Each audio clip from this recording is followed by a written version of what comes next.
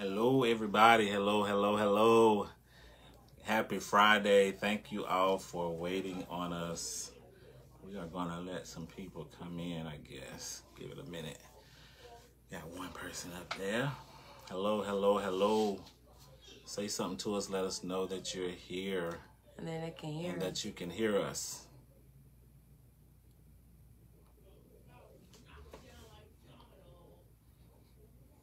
Hello. Welcome to Friday Night Vibe with Just James and Queen Rowe. How's your week been? How's your day been? Thank God it's Friday, right? Jasmine is on here. Jasmine Lassane, can you hear us? Let us know you can hear us.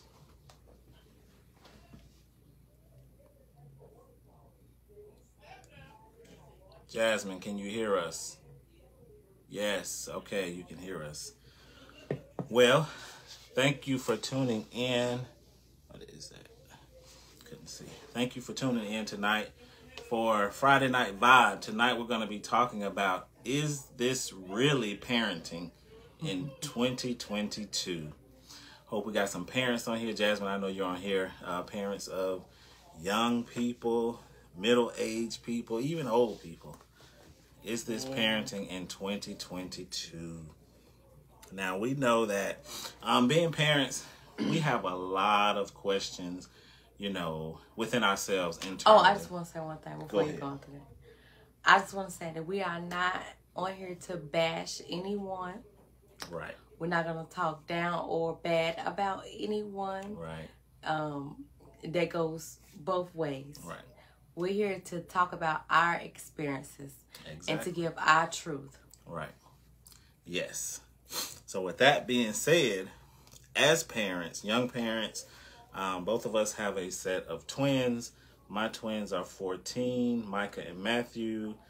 Gabe and Gabby are 5. Mm-hmm. And just as parents, you sometimes have questions, some doubts, some insecurity sometimes, and sometimes we just want to, you know, we sit around and just being parents, we want to know, you know, what, no matter how old our kids are, am I being too harsh on them? You know, am I being too easy on them? You know, am I being too friendly with them? Am I being too stern with them? So a lot of times as parents, you know, we have questions and we want to know, we want to make sure that we're doing the right thing for our kids. Right. To just make sure that we're bringing them up, as my grandma would say, in the admonition of the Lord, and making sure that, you know, we're bringing them up and teaching them morals and values that will take them further than we went. And even when we're gone, the morals and values that we instill in them, that they would live on those, and that they would be productive citizens in our society. So, you got anything? I mean, well, first I want to say, if you're on here, please like and share this video so we can reach people. And I do apologize. This pollen got me a little under the weather. I've been battling my voice, trying not to lose it for a couple of days because I knew I had this to do. But bear with me. You want to go ahead and just drop right into the questions? Jump into them. All right. So my question to you, James, do you mind giving us a background story of your parenting journey? My parenting journey. I officially, or I guess I should say, I guess officially is the right word. I officially became a father at the age of 29 years old. Mike and Matthew are my only biological children. Now, before Mike and Matt were born, I was blessed to be in the life of a young lady who's, you know, the daughter of my ex-wife. And I met her at, I want to say, 4 years old. And during that time, even before Mike and Matthew were born, it was just basically like, you know, grandmas call it like a ready-made family, like add me and stir, basically. But, you know, before Mike and Matt were born, those years of parenting or being a father were a blessing to me, because it taught me prayer, you know, how to pray effectively for my daughter. It taught me how to lay on my face before God, to, pray to God that, she's in good health, and, she makes wise decisions even as a young lady. And even when Mike and Matt were, born, I had already got some practice in, never with, newborns. Like I said, she was already 4 years old. So with newborns, it was, a little different. And not only was it just newborns, but it's two newborns. Yeah. So it's kind of like two of everything. Yeah. But, being a father, my journey, it's not always easy as a father, because as the father, you're supposed to be the protector, and, you're supposed to be that person that your child can go to, and you let them know that, we got it, it's going to be okay. Mm-hmm. And, that's not always easy when, you come up against roadblocks, even as like being a black man and raising black men, even with Mike and Matt being older now, you have to teach, police, I guess, conflict and etiquette. Mm-hmm. Yeah, you're right. You don't do this. If you see the police, you stop, and if they say something, as teenagers. But as young boys, it was just always my intent and my goal to make sure that they are better than I ever was. Okay. And even before they were born, even like I said with the other young lady, it was always my intent that, she'd be better than I was. And just thinking back on it, I remember, don't be long-winded now. I know we got questions. I'm gonna be finished after this. All right. But I just remember an incident, where she had a little incident going on, and I won't go too much into that. But I remember us sitting down and having a conversation, and it was that conversation that made me realize that I had done at least some of what I should have done as a father. Because we were talking about a situation, and, I was just telling her that it's going to be okay. It's going to be all right. You're going to get through it, yada, yada, yada, whatever. And the one thing that she said to me was, I know I'm going to get through it, because you've always taught me to give away the things that I no longer need to less fortunate people. Aww. So that was one thing that let me, know that, I was on the right track. Mm-hmm. But yeah, I ain't gonna go too far. Okay. What's your question? The question I have is, let me see here.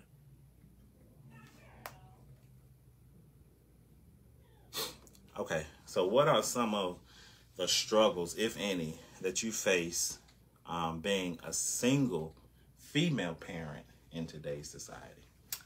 Oh, some of the struggles. Being a single female. Well, for one, I oftentimes find myself playing both roles. Mm-hmm. Especially being in a house with just me and my kids. And then another struggle, y'all grandparents be spoiling these kids rotten. And then they come back to us, and then we just have to retrain them. But I get it. Especially just a conflict with the grandparents, and I know your mom do the same thing with your kids. You hear that, Mom? They spoil them rotten. Oh, yeah. And then the kids think they supposed to get away with it when they come back with you. Definitely. And then my kids, they'll go, if I say no, they'll go around and ask grandma and grandpa. Oh, yeah. Papa. Ask Papa if it's okay. Right. Also, when I first had them, I struggled with like finding the balance of always being there for my kids and having some me time. Right. And not feeling guilty for having me time and taking care of myself as a mother. Right. I know the first at least 3 years of their life, I really struggled mentally. Just trying to find that balance with everything. Right. That was a real huge struggle with me, especially I was living with my parents, working. I didn't even make enough to live on my own. Wow. So I didn't make enough money to pay rent and my car note and all the other bills.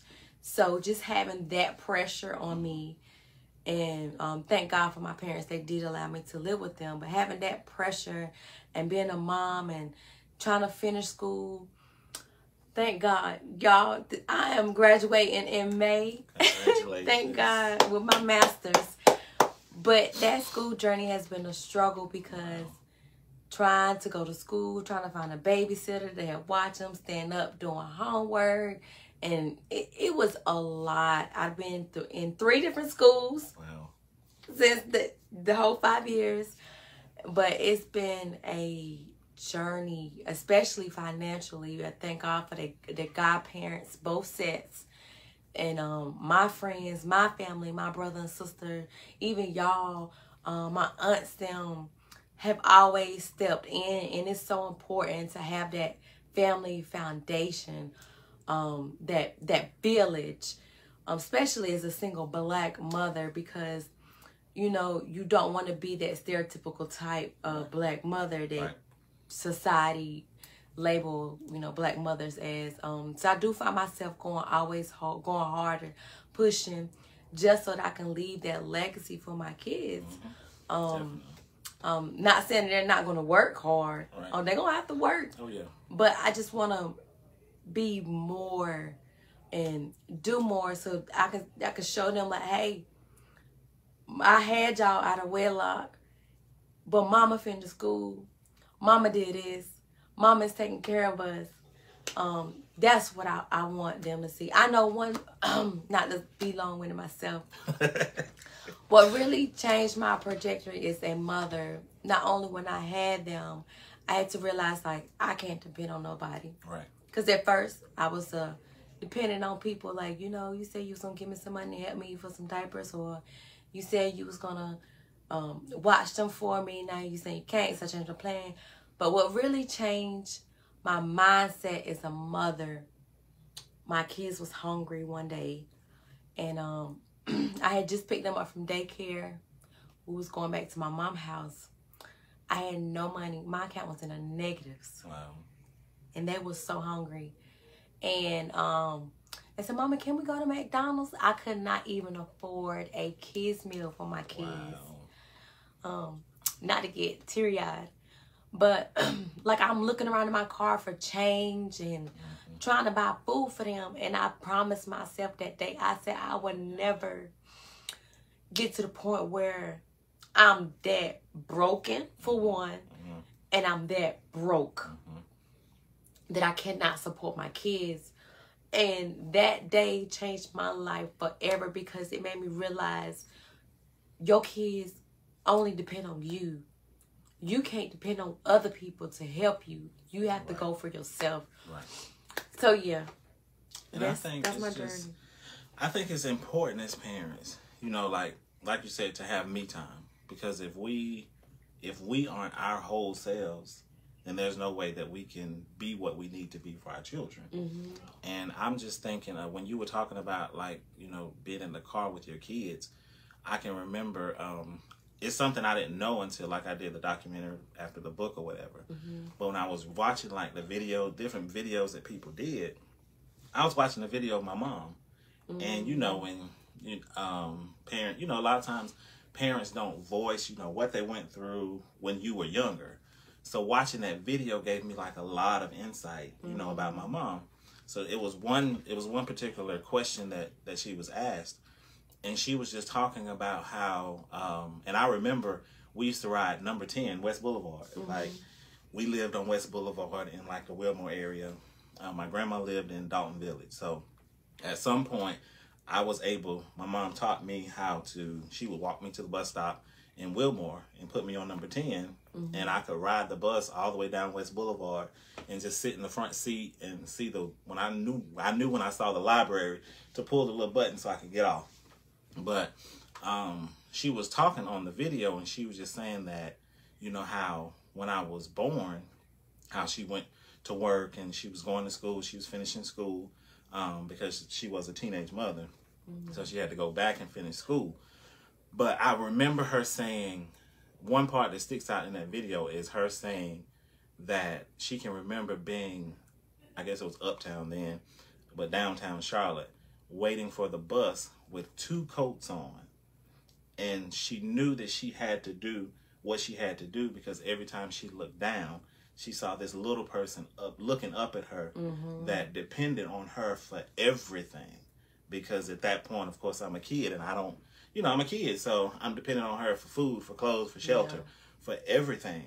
And that's one thing that even now, with Micah and Matt being teenagers, they taller than me, but I can still see them in my spirit as these little kids that are looking up to me, that are dependent on me for everything.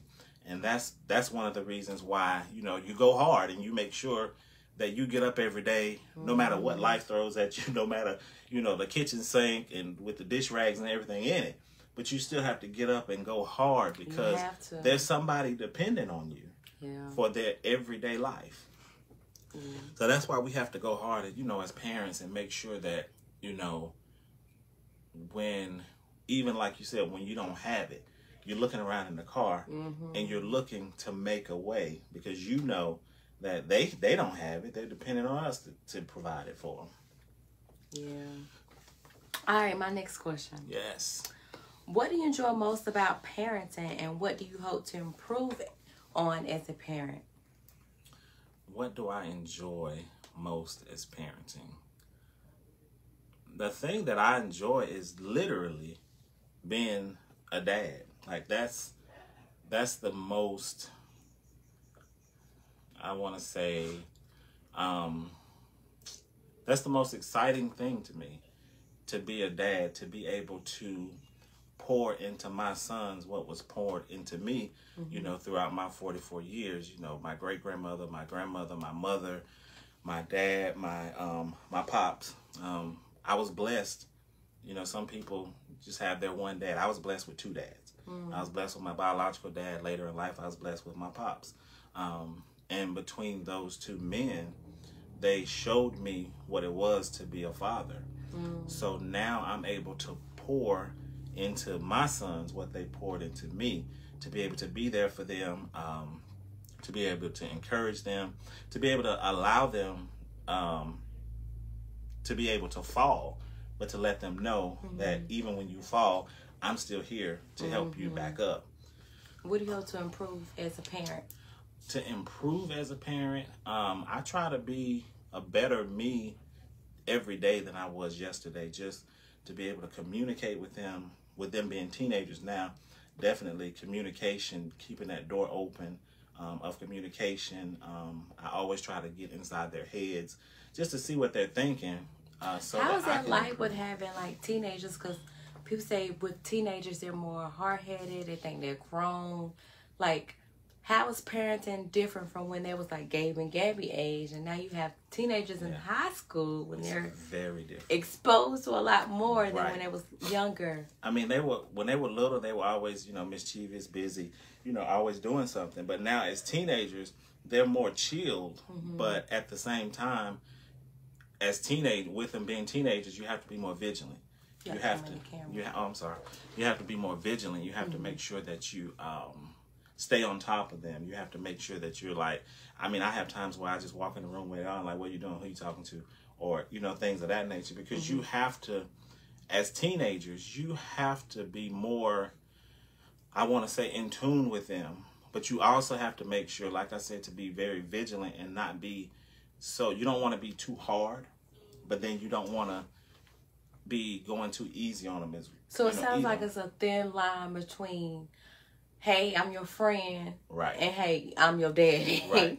And the thing with them is, maybe I'm just fortunate, but I can laugh with them, talk to them, but they know, my faces, and they know that if my voice, goes to a certain octave, it's like, okay, he's not playing, and it's like, okay, I'm playing. Like Micah sometimes say, well, both of them, they'll talk and they'll be like, bruh, and I'm like, I'm not your bruh, I'm your daddy. I'm not your bruh. And we kid and play sometimes, and they like bruh, and I bruh them back. But they know when it's that, okay, we're not playing now. This is daddy mode. This is, and just with them being teenagers, I've learned to be able to get on their level, but at the same time, you know, you have to show them the boundary. You have to create boundaries with them and say. So is that more like putting fear into them, or is it like y'all know the rules and don't break them? I don't think it's more fear. I think it's just basically having, like I said, that line of communication and setting those standards and those boundaries to say, okay, we can go, you know, to here. But if we get here, when we're crossing over, no, we're not playing anymore. This is real. This is real life. And I mean, like I said, I've been fortunate that I haven't had many, you know, situations or circumstances, instances, or anything with them where I've had to, you know, like it's been like, you know, just regular stuff. Like, did you whip them growing up? Yes. Was it? Beat the wheels off. Okay, so you asked my question. So I remember, let me tell you this. I remember a time when they may have been like 2. And we were at your aunt's house. And all your aunts and your mom was there. And I remember Matt did something. And your aunt had glass tables. You know, she had glass tables and a lot of like glass little whatnots and fixtures. So Matt was messing with him. I'm like, Matt, leave that alone. No, Matt. So of course, you know, him being a 2-year-old, they're still there. And he like want to see everything. And I'm like, no. So I reached over and I remember popping his hand. And honest to God, all your aunts and your mom, all of them were like, what are you doing? Oh, you went too far. Your mom actually said, you went too far. You know them her babies. And I got up and I went and got their diaper bag. And I came and sat in her lap. And I said, if I went too far, you take them home with you. And she gave me that diaper bag back and started talking to everybody else like, oh, wait a minute. But that's just, you know, that's it. As kids, that's what I'm used to. So I've seen that with my great grandma. You know, my grandma, my mom is like, no. If I say no, I mean no. The reason I ask that is because I have a couple of friends who don't believe in whooping their kids or, you know, popping them. They don't believe in that. And even though they got whoopings as, you know, growing up, but they don't do that to their children. We were just talking about that at work the other day. My manager asked me, he was like, hey, James, have you ever whooped your kids? That's why I said the wheels off of them, because when he asked me, I said, yep, beat the wheels off of them. And he was like, you know, we were just talking about it. And the one thing I told him is if you beat them now, they won't beat you later. And that's why some parents, that's why their kids is doing any and everything now that they're adults, because as kids, you were like, no, don't, beat them. The Bible says, spare the rod. And you go what? Spoil that chap. Beat them. Well, I do discipline my kids. I know one thing I do. She does. But before I get there, I talk to them. You do. Over and over again. And I tell them, if you don't do what I'm saying doing, this is what's going to happen. Right. Before I do whoop them. Right. I just don't whoop them and, you know, just out of, fight and flight. I don't just do that. But it builds up and then they know. But one thing I do different from raising, even from when I was raised, I allow my kids to tell me what it is that they want. Right. I let them have choices. I remember growing up, we weren't allowed to say, you know, I don't want that, or this is what I want. And, you know, parents, I'll say, because I said so. Well, why, Mom? Because I said so. When my kids ask me that, I actually take out the time and tell them why. Right. And that's important. That's very important. And I learned that, like, growing up. And, you know, my mom, she's very old school with parenting. So it was always, you going to eat what we put out on the table. And you going to shut up about it. Right. And don't question because I said so. Right. But when they ask, I'll say, well, you know what? This is why you got to do this. Or this is why I will not allow you to this. Or this is why you can't have ice cream at this time of night. I let them know. I know even when we go out to eat, I ask them, what do you want to eat? They tell me. And I say, okay. I turn around and tell the waitress or tell the waiter what you want, because I want them to get in the habit of speaking up for themselves. Right. telling people what you want and not letting people to decide what you want for yourself. But yeah, that's important though, in this society, especially for kids to be able to express themselves. Yeah. And that's why I tell like Micah or Matt, both of them, you know, sometimes they get aggravated and they'll start saying something and then it's like, man, never mind. I'm like, no. Come back. What were you about to say? And they're like, nothing. No, you were about, whatever you were about to say it. Let's talk about it.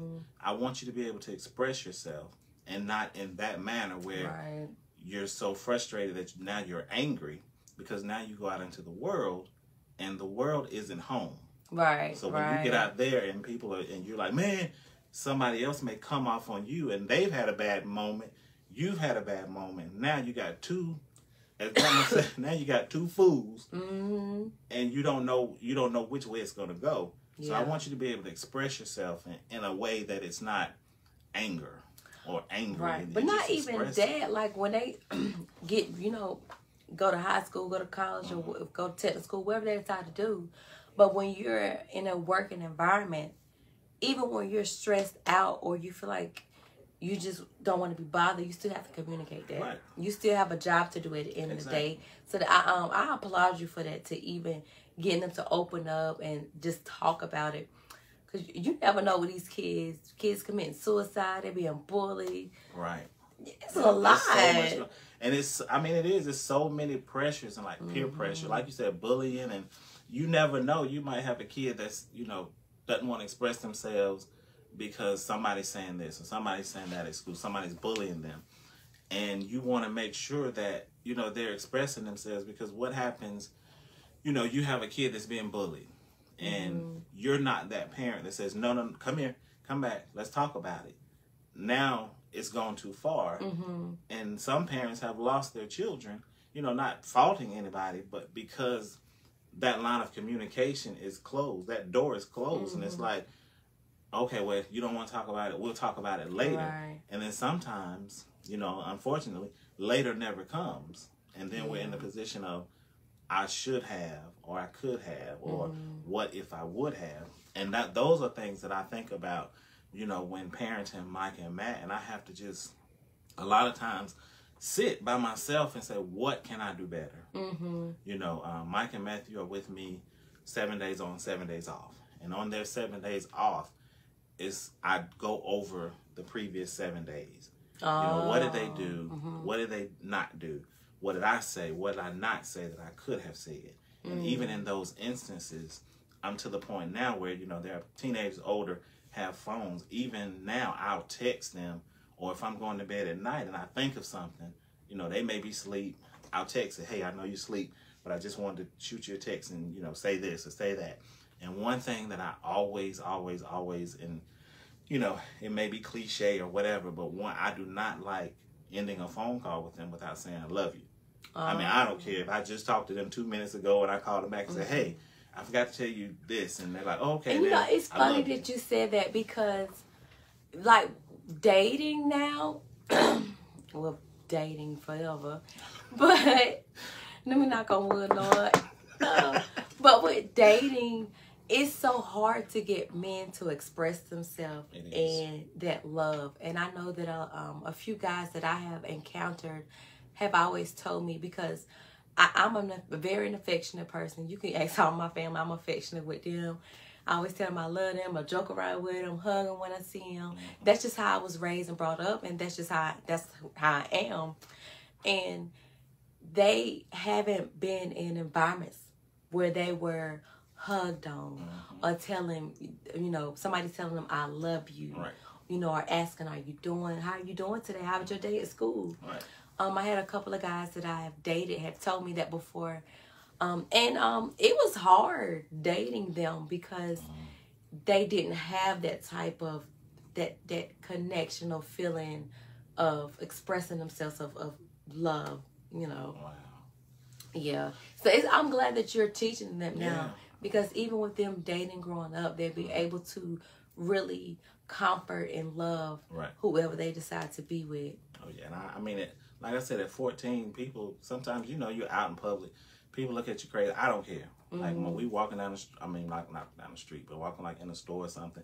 Mike and Matt lay their head on my shoulder or hug me. They love doing it. And it's just like, because you have to show them love. You have to teach them love. Yeah. Teach them how to love. Yeah. Show love in all things. Just show people love, and because there's so much hatred in the world and so much animosity and malice and backbiting, all that good stuff. You just want to show your kids.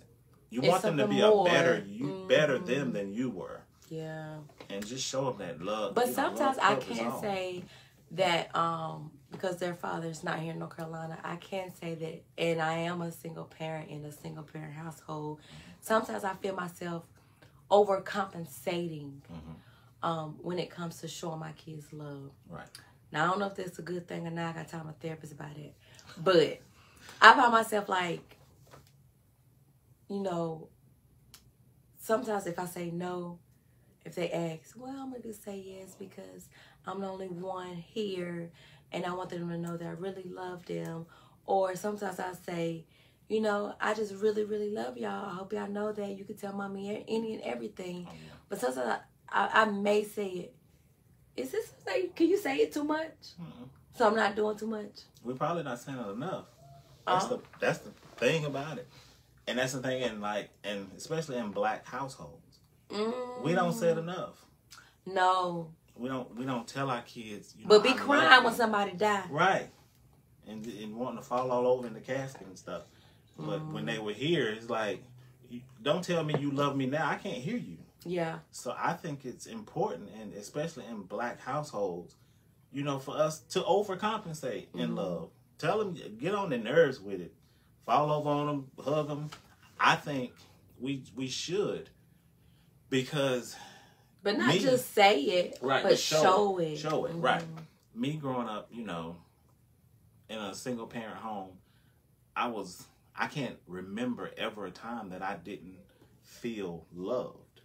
Now, there were times where I might have felt in my own self, selfish and, being a child and rebellious and whatever, saying you don't love me. But to be honest, I can never say that I've never felt loved. And that's really, really, really important for our kids to feel like I've always felt love. I've never felt neglected. I've never felt like put out.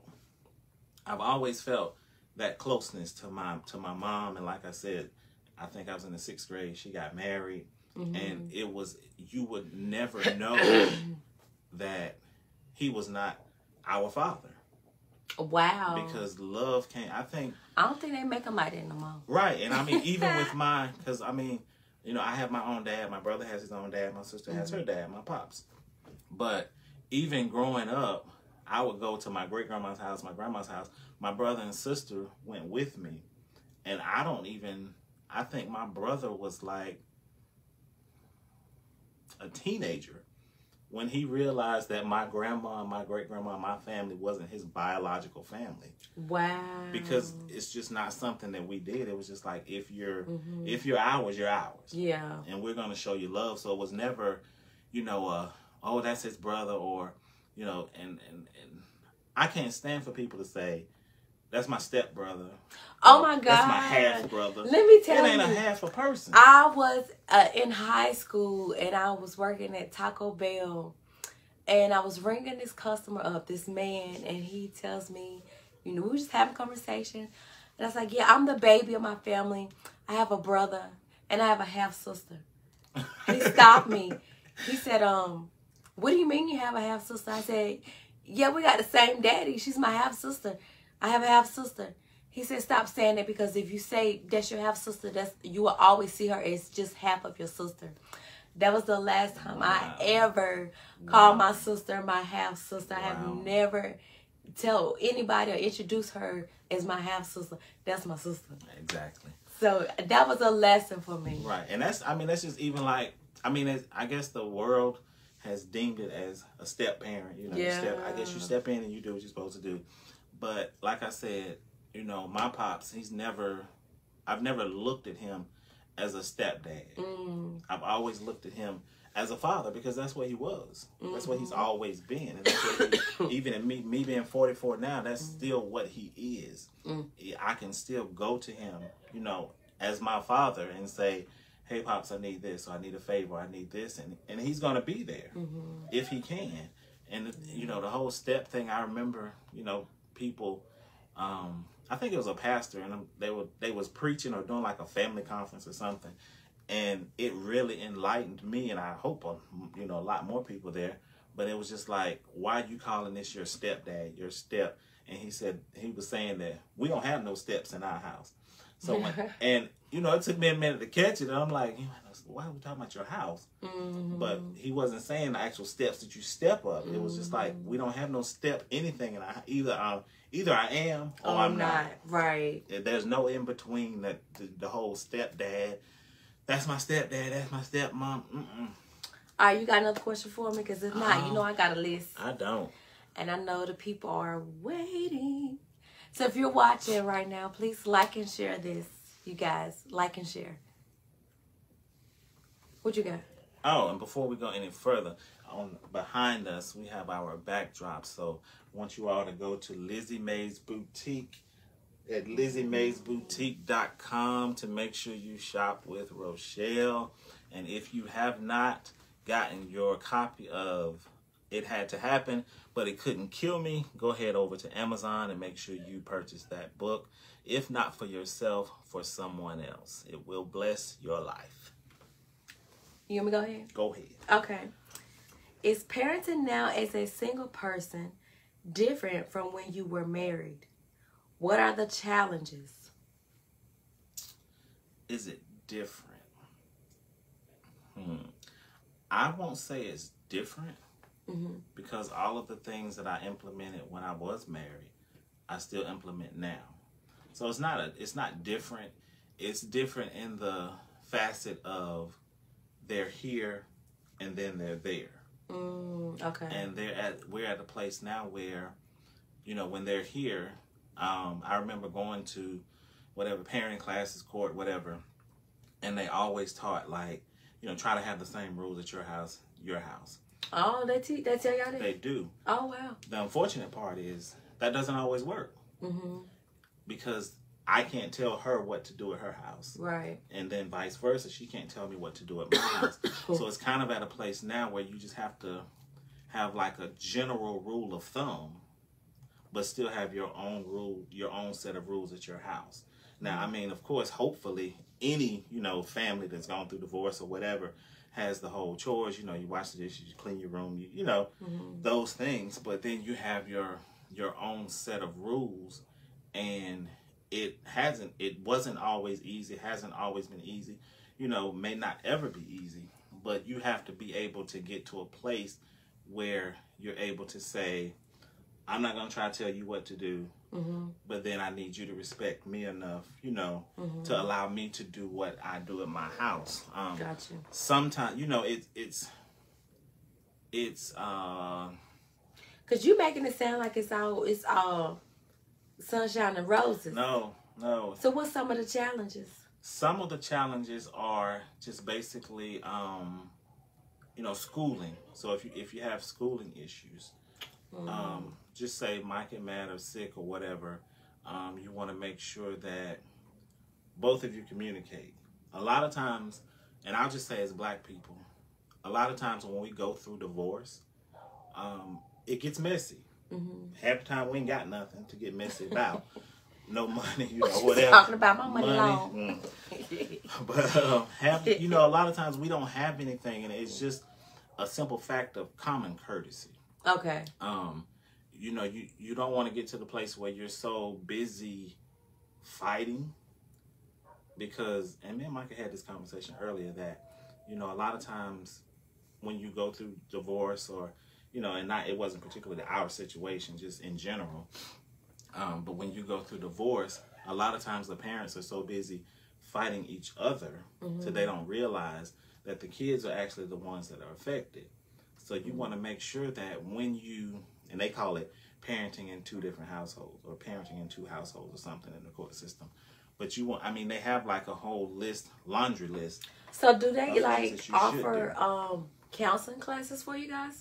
They have a parenting class where you basically go in and they teach you how to, I guess, parent in two different households peacefully. Oh, so basically, like I said, they ask you to, try to have the same rules or almost the same rules. Most of the times, it doesn't work that way because you have two people that have gone through, a life-changing situation. And then you have people that have their own minds, and I don't want to do it that way because I didn't think you were doing it right anyway. Oh. And, I'm going to do it my way. I'm going to do it my way. I'm going to do it my way over here. I'm going to do it my way over here. And you just have That has to be confusing to the child, though. It is. And, I mean, some people you have to just be the bigger person. Somebody has to be the bigger person. And, hopefully somebody will just be basically like lay ground rules and just kind of build upon those ground rules instead of saying, oh, well, you do it like that over there. You ain't gonna do it like that over here, or like they be saying in movies, you do that at your mama's house, you ain't doing it over here. Right. Do that at your dad's house, you ain't bringing it up in here. And for me, it's just always, I guess, I don't really even know the struggle because the same way I was when I was married, I didn't change that way when we got divorced. Okay. It was like I was still the same parent.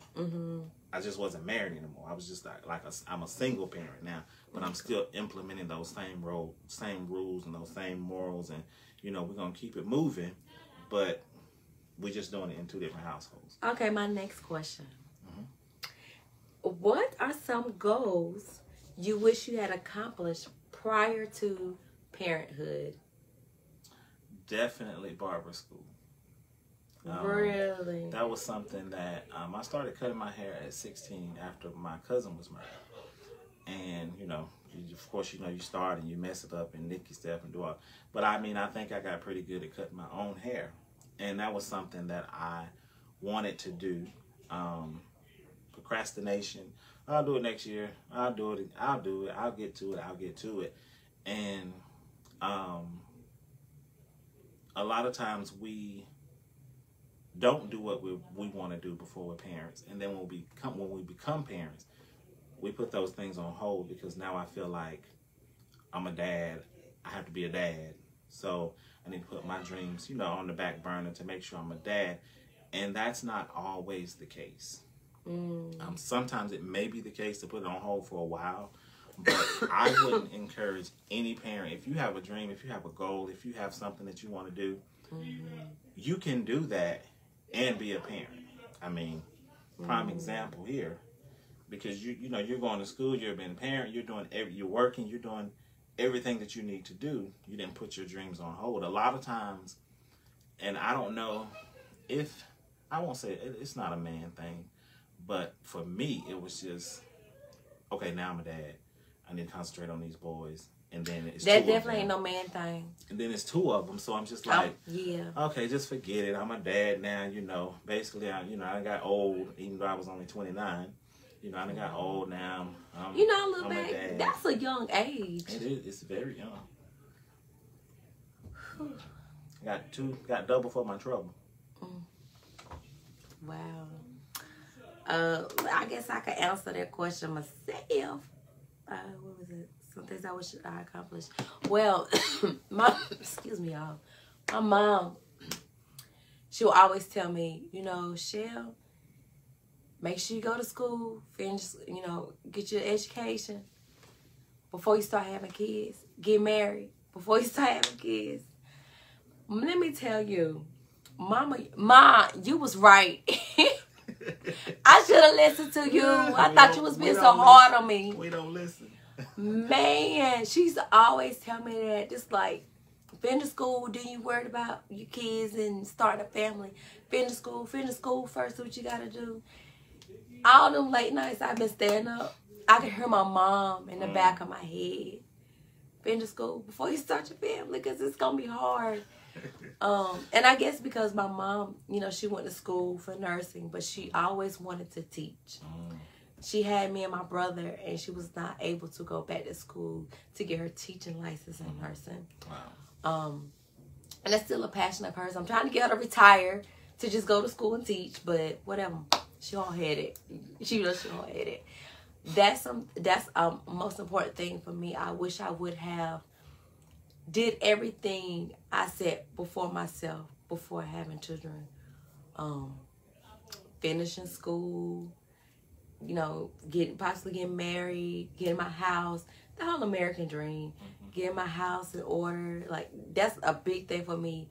Just getting, no longer renting anymore. Start building some equity. Right. That's my biggest thing right now. And it's hard as a parent, especially a single parent.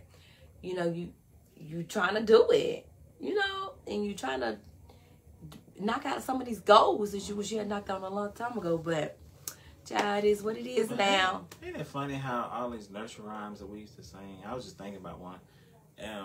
You know, they make so much sense now. What? Like, what is it called?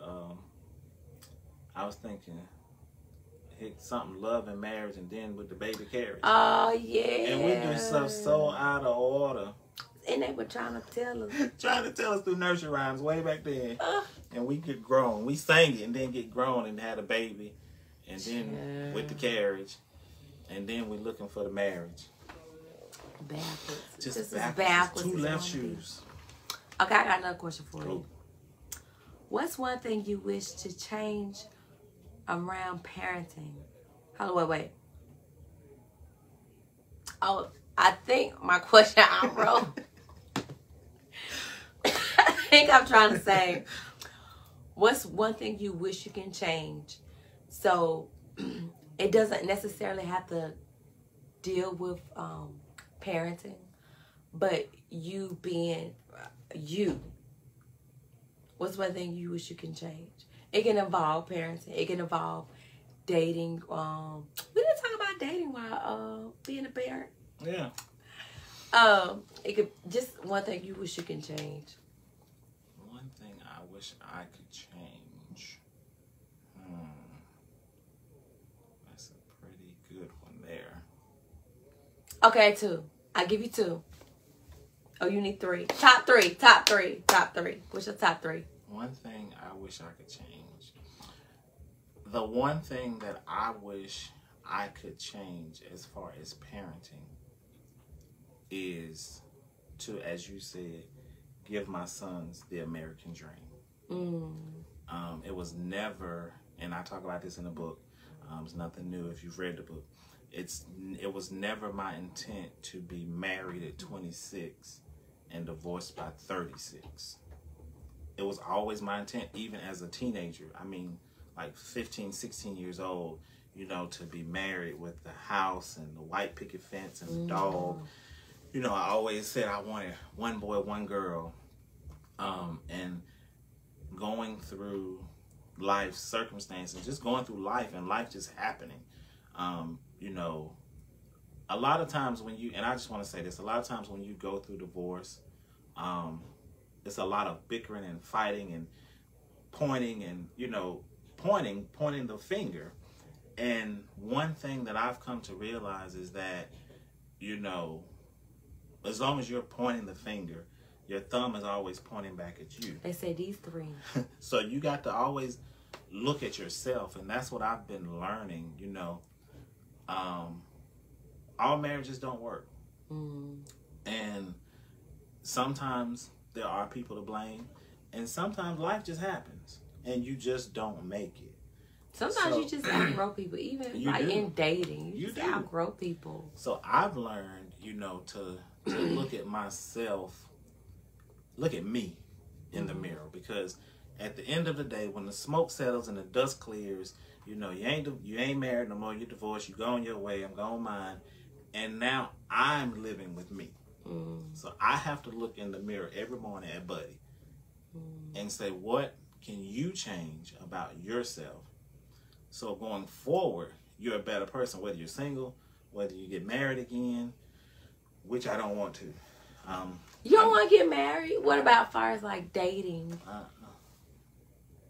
Why? You don't want to? Are you dating? No. I can go out with you as a friend or in a group of people. Okay, so what's your definition of dating? My definition of dating is like me and a young lady going out for a romantic dinner or whatever like that. Yeah, I don't want none of that. Not right now. I don't want none of that. Are you saying right now or forever, ever? Period. Ever, ever, ever. I mean, I can have friends go out, go out and have fun, What is having fun? Are you trying to do one night stands and stuff? I ain't want to sleep with nobody. So you don't want that companionship? Not in that aspect. I can be a friend. So you want a friend that's like your girlfriend? No, not your friend. No, not like my girlfriend. Just my friend. I'm trying to figure out what Buddy talking about, y'all. I don't want no girlfriend. None. You don't want to like talk to outside of a friendship to that special person. To like take that to because why? I don't want to get married, and you're supposed to date to marry. So I'm not. You can date. You don't have to. Some people's intentions are to date to marry. Mm-hmm. Like for me, I'm still young. My goal now is to date to marry. Right. I want to settle down. I'm tired of the streets, so I'm trying to settle down. I ain't for the streets. At least I don't even want to work. I want to work for myself forever. Right. Tired of working for these corporate people. But anyway, so I mean, you can date just to casually date, as long as y'all have that understanding that it's not going to be nothing more. Like, it's not going to lead to marriage. Right. And some women are out there that are okay with that. Yeah, maybe. I mean, there may be something you can look into, If I find that woman. Well, I know you read my book, so it clearly says in the book that the next 10 years of my life after, the whole divorce thing and whatever, the next 10 years of my life was dedicated to me, Mike, and Matt. Okay. So. We're only in year 5. So I have 5 You years. never know what God got up his sleeve. You don't. Though. But see, me and him got this thing. We done talked about this. We done made God told me to tell you. Mm-hmm. See, you got to be careful if God told me to tell you people. He told me to tell you to be careful. Because when you least expect it, he's going to bless you. Okay. In an unexpected way. Mm. So get ready. I receive that. Receive that. Every way but day. Thank you, Lord. Because people is weird, man. Oh, my God. Listen. People are very weird. People is weird. People's weird. I don't know if it had to do anything with like COVID and post-COVID. COVID made people weird. Like COVID, because remember, dating was different in COVID because everybody was scared to be in contact with each other and being the same. If you're not 6 feet apart, people were scared to go to the grocery store. And ain't talking about dating. All right. I don't know. People just weird. Period. And it's just a new like dating scene. Like I don't know. It's like. We were talking about this at work the other day too, like online. I mean, just do y'all do any work at work? Because it sounds like y'all be having full-blown conversations at work. Just talking about like dating and like these online stuff. Like that's very popular like now. Even Facebook Messenger and stuff. You have people writing you and then they want to talk. See, that's another reason too, because you have not fake people. I was about to say something else. I probably was about to cuss, but you have these people that write you, and then it's like, even if you're just talking to them, hey, how you doing? How was your day? Whatever. Mm-hmm. You Facebook friends or whatever. Then you get into this whole, you got $40. Can you send me, do you have cash? These people you don't know? Don't know them from a pan of cane. I mean, paint. Can of paint. Pan of cane. Pan of cane and can of paint. Oh my God. Don't know. So and it's weird. like, and that's what I was saying. I was like, it's like now dating has become prostitution. People are weird. That is really weird. It's very weird. Okay, so what if somebody try to hook you up with somebody like our mutual friends or whatever? Like, I mean, I might have somebody in mind. Well, we can be all friends in a group. No, we're not talking group. We're not talking about group outings. I just tell you that people is weird. I mean, I just think people are weird, man. That $40 got me, dog. I mean, do you got Cash App? It's like if you ain't trying to get $40, you trying to scam me and tell me that I need to give you $50 and you gonna send it back to me and it's gonna be $1,500. I know who not a scam. Who that? What? Who ain't a scam? I know who's not a scam. I don't know what you're talking about. I don't know what you're talking about. I ain't gonna put Buddy on blast. You know what I'm talking about. I don't know what you're talking about, dog. Next question. Security. I can answer the question. Y'all know I'm gonna keep it real with you, regardless. I'm gonna say I always been a real person. But oh, what was the question? I don't remember. We done got probably way off track. Talk about $40 prostitution. Yeah. Online prostitution is what dating is these days. So for me, I don't necessarily go looking for somebody. Now, when I was younger, I would go looking like at certain church events or different conferences I may go on with my job. Now, I don't go look for nothing. If I'm dating, they usually have reached out to me. I always been that type of person. Like, I never confronted a man. You know, hey, can I get your number? And that's just never been me. And that's another thing, too. What? STD rates are very high. And I'm scared. I'm sorry. I'm just going back to what... I'm scared. You know what I'm saying? I ain't got time. Because then you got all these people out here. Don't nobody want to be with one person no more. Everybody want to be for the streets. Yeah.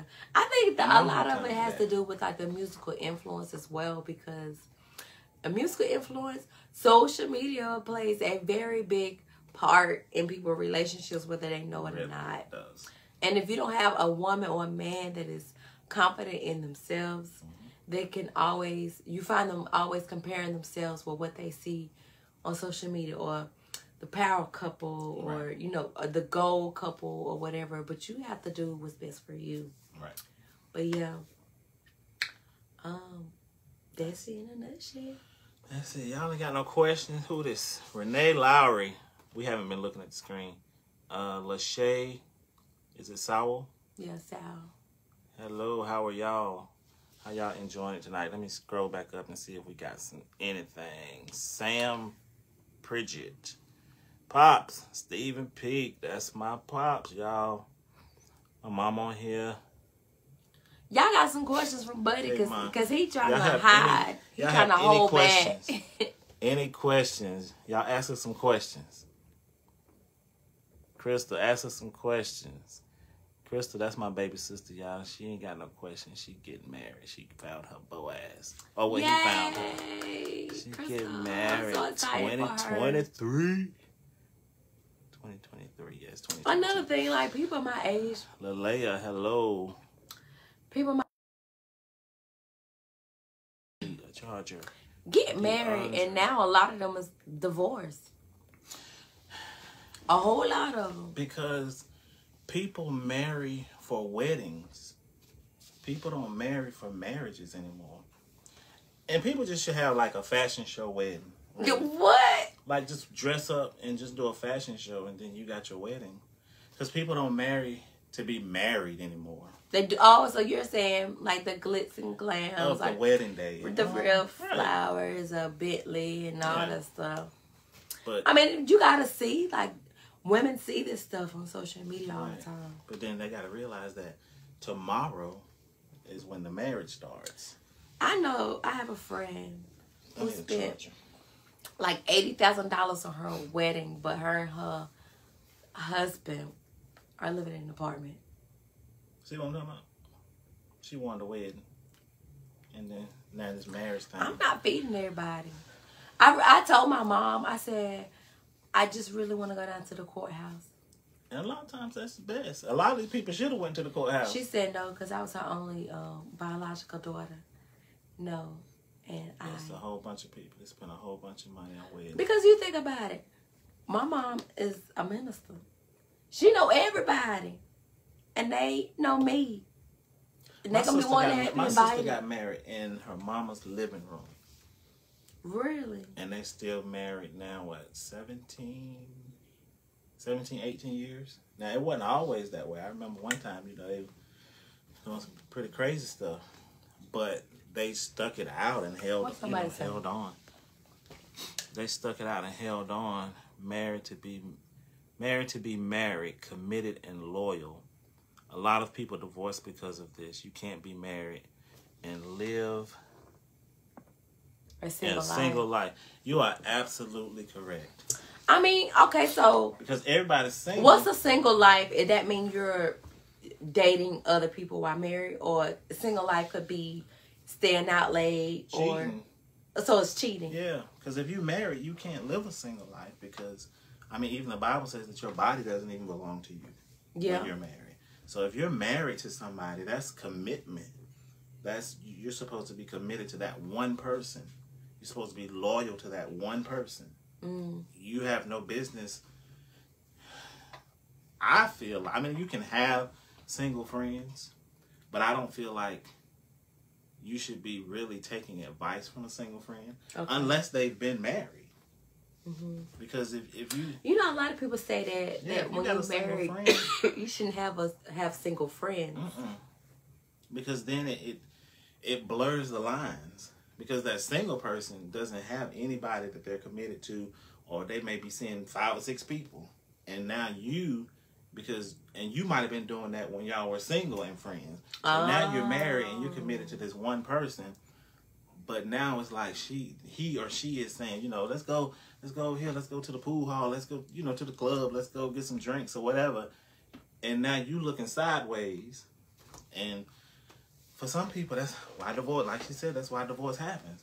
Because now you realize I'm married, but I really want to still be single.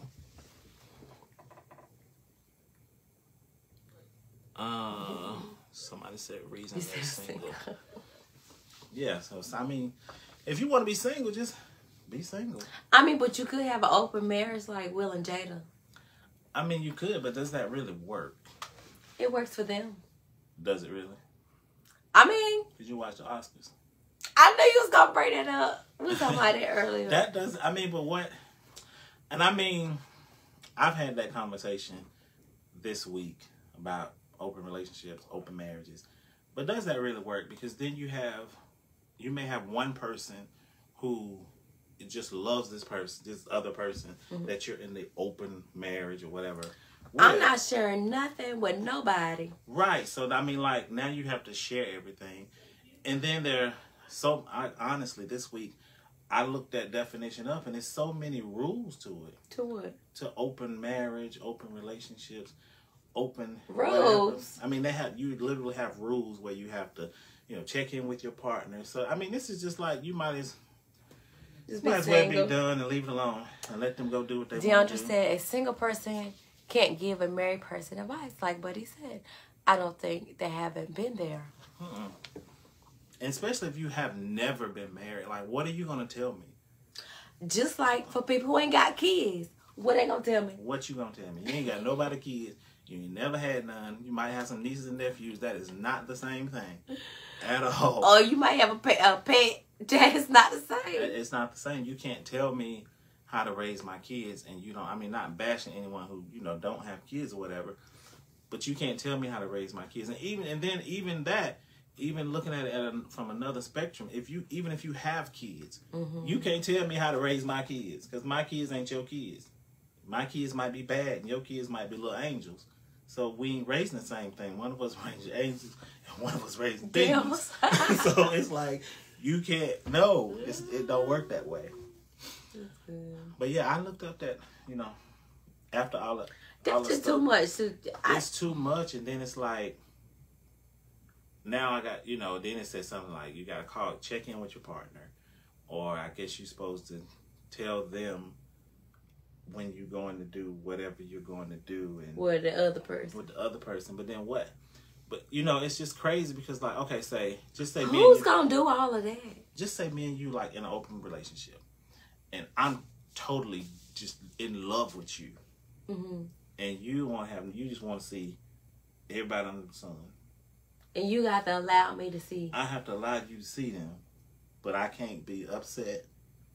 I can't be mad. Bruh, it's going to be shaking some tables. I'm telling you that. I can't do that. Or you got a, whatever that you got a sneaky link. I don't, is it sneaky link if they know? Oh, that's I not know, a sneaky no, link. that's not no, it's just a link without the sneaky. Yeah. But then it's like, now what happens? Because if I'm in love with you, but I'm not doing anything with anybody, and you out there in the world, in the streets, now you slept with 4 people. Not only have you slept with those 4 people, but you slept with every person that person has slept with. And see, I don't like that because spirits be transfer. So I don't do and that. It's nasty for one. But it is what it is. You got another question for me? I don't. Oh, you guys have questions for us before we Come on, give us some questions. Sign off. Deandra, I hope I'm saying that right. Deandra Blair. Yeah, that's my best friend. Okay. And Sarah, you know she Sarah? has her own Sarah business. Merriman. It's called Blair Sweet Treats and Things. She does food prepping and she makes a lot of sweet. She said transfer those spirits. Deandra, please drop your business in the comments for people who may be watching or may watch later. Y'all make sure She's y'all having her watch grand opening this month, and I'm so excited for her. She has worked really hard for this moment, and I'm happy for her. I am. Miss Blair, make sure you put your business name in the comments for anybody that's on here now or anybody to watch it later. And y'all go support her. We supporting each other. In 2022, we supporting each other. Yeah. Anybody, nobody questions. No more questions. Let me see if anybody else said anything. Oh, I could tell you, as being a parent, I have truly been praying for patience. Oh. Because my patience is but so big. Wow. And I have really been praying for patience and wisdom from God. And I always ask him, don't allow me to get so frustrated or so angry.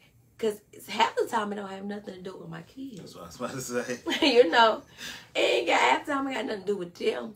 But don't let me get to the point where I'm taking it out on them or I'm lashing out on them. Right. So I've been praying to God to really be giving me patience in that. Really, for real. That's important, though. Because a lot of times we have bad days. Work, a crazy phone call, anything can just trigger us. And once we in that place, it's just kind of like we there. And whatever comes before us, we're already aggravated. So then it's so easy. It's very easy to take it out on your kids because most of the time they right there. Yes, so that's something I really had to pray about. But half the time, I just be praying like, God, just give me the patience. Just bear with me, Lord. It's a lot going on. I'm going through a lot. And my kids will always come up to me and hug me and say, Mommy, I love you. And that would just like turn my whole day. Right it would turn my whole day around. It would. Somebody said, she said, call me a crybaby. She called you a crybaby. Everybody know I'm emotional. You ain't got to put that in the comments. You can see that from back here. Oh, wow. You can't see that? Not a little bit. That's all right. Well, I had LASIK. Well, I'll be going to America's Best. I can't see none of that. I can see it. Where your glasses at? I see the fist. Oh, my God. But you can't see the rest. I can't see the words. Okay. But, yeah. Nobody you didn't get LASIK. Question. Then they got to dig in my eyes. No, LASIK, if anybody's interested. I'm sorry, y'all. We got to talk about LASIK offline. We supposed to talk about somebody might want to get LASIK. I am a fan of LASIK. My best friend, one of my other best friends, Talisha, she had it. And she kept telling me to get it. But every year, you do your yearly checkup, they always will offer it to me because I was a perfect candidate. I have to look into that. So I use my little health insurance. I might have to look into that. The health insurance give you a discount. She said, please get an eye exam, sir. I saw that. health insurance give you a discount, but you have to pay out of pocket for it. But if you have like Flex or HSA or whatever, you can use that money to do it. And let me tell you, it was like maybe, I don't even think it was 5-10 minutes. I might can do it's that. So quick. I might can do that then. Quick. They give you, now if you're really nervous, they give you, I think they give you some common medicine. I forgot what it, I don't know. I think that's what it was. I need some of that back home for 5 minutes. But they sit you on the table, open your eyes, and you're numb. Your eyes. How do your eyes get numb? You can't feel it. So whenever they're doing a surgery or whatever they're doing, or removing whatever, you can't feel nothing. And your eyes, they put this thing over your face, and it holds your eye open. And all you see is just feel like water. Yep. Water. You lost me there.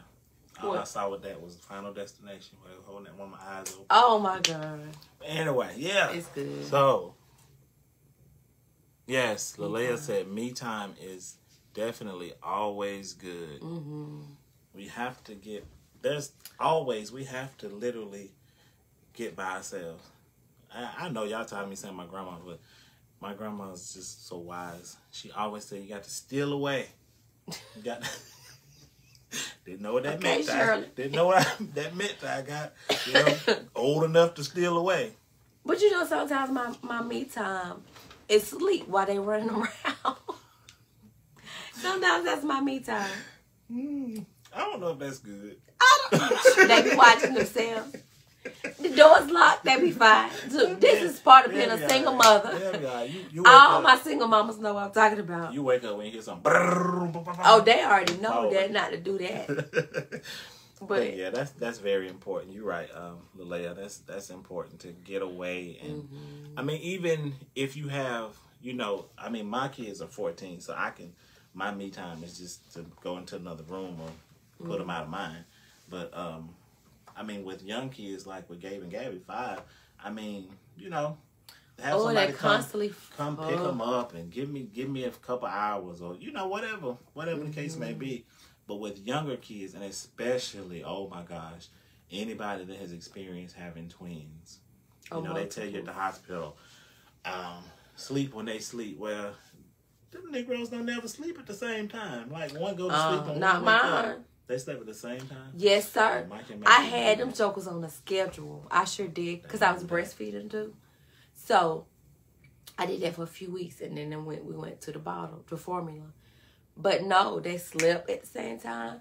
I changed them at the same time. Yes, sir. I had them on a schedule. Well, I mean, when they were babies, I was married, but still, maybe it was because they came home different times. Oh, they did? And they were already on different schedules. Oh, I didn't know that. Because Matt came home first, and then like 7 days later, they called and said that Micah got he got bored without Matt, or he got lonely without Matt, so he pulled the feeding tube out. And he started, because Micah didn't, when they were born, they were 32 weeks. I think she was 32 weeks when they were born. So Micah didn't have the sucking reflex. Oh. Matt always been greedy. Matt still, to this day, he still eats Michael's food. So Micah didn't have the sucking reflex down, so he still had the feeding tube for longer than Matt. But he decided he wanted to come home, so Matt was already on a schedule when Micah came home. So Mike was probably still on the hospital schedule. Oh. So that might have been, it's 14 years later, and I'm thinking about that. That might have been why they never slept at the same time. Because they was already on 2 different schedules. And 14 years later, they still on 2 different schedules. Micah be up all night and Matt be in the bed. Really? Oh, my kids be knocked out. Matt going somewhere and Matt gonna get his sleep. He don't care where it is. Phew, child. Raising multiples it's a blessing. Eric Swinson, how are you? But Jesus, But yeah, parenting is a blessing. You know what makes me mad though? These little moms who only got one child and they act like they be so tired. They be pissing me off all the time. You got one responsibility. They ain't tired, they lazy. And they be so tired. I be so tired. I don't know what to do. I'm so stressed out. What do you do with your free arm? What do we didn't have no free arms. Okay.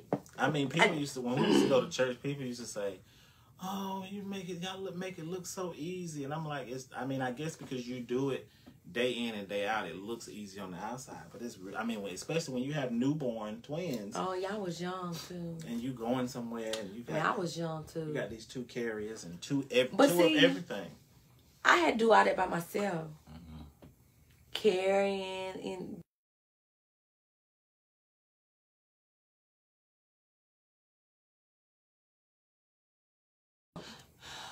Yeah. See, Mariah won't sleep all night. I don't know what to do with her. Maya is fine. Come get your children, girl. Leave her alone. She'll grow out of it. How old are they? Amaya is 5, like Gabe and Gabby. Oh, never mind then. I was about to say. Yeah, they're only a few weeks. They're actually, me and DeAndre was pregnant at the same time. They were supposed to be a week apart from each other. Wow. But my kids came early. Yeah, and they are so close. Wow. Yeah. I think it's a good thing that my kids are close with majority of my friend kids. That's a blessing. It is. Because now they can grow up together and all of them can be friends. Yeah. And they can have and then we go to each other's birthday parties and do stuff like that. She says she sleeps when Daddy says. Oh, she's a daddy's girl. Oh, that's her daddy. That's her daddy watching with us. Yeah. You got anything else? I just want to say, you know, my voice been that all night.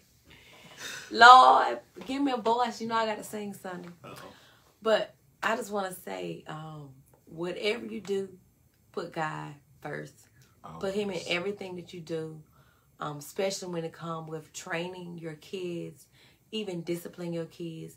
Consult God in everything that you do. Put Him first. Instill that in your children. Because the Bible says, train them up and they will not depart. And I truly believe that. I believe that wholeheartedly. So keep God first. And even if they do depart, they can't go too far. Oh, no. Because God got His hands on them. And in due season and in due time, He's going to bring them back in. So I want to encourage any parent that is a parent of adult children. I don't care how far your son, your daughter has gone. Continue praying for them. Continue to keep them before God. You know, humble yourselves. And continue to just pray for them. And when you see them, no matter what's going on in their life, just love on them and let them know that you love them and let them know that God loves them. And I promise you, in due season, God is going to bring them back in, no matter how far they have gone. Exhibit A. No, I'm just playing. I'm not fooling with you. So we thank y'all for hanging out with us tonight. I know we were a little bit late getting started again. Exhibit A or B.